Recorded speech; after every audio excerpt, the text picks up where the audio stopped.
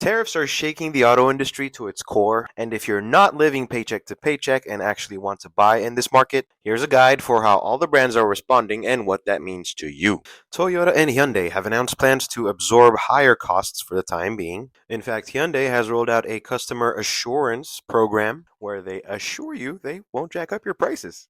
Okay. BMW is also doing the same thing until May 1st, after which it would probably pass on the cost to customers if no change in policy comes through.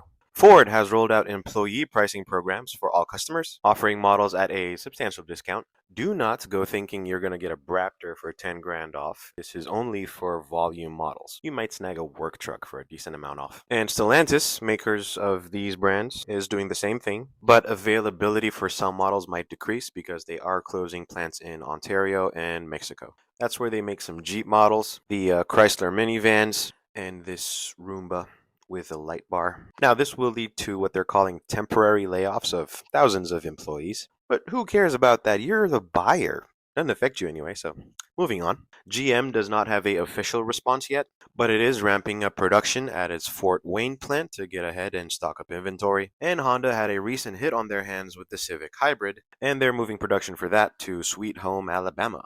Now, you might be thinking, one of these companies has to have started cashing in, right? So I pose the question to you, who do you think it is? If you answered,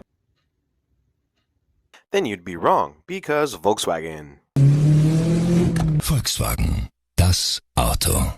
They will be adding a separate tariff fee to their price breakdown. Subaru is capitalizing on your compulsive FOMO and rolling out pre-tariff pricing. And if you happen to be in the top 1% and you're watching my video, for some reason, Ferrari is just straight up saying get bent and is upping prices by 10%.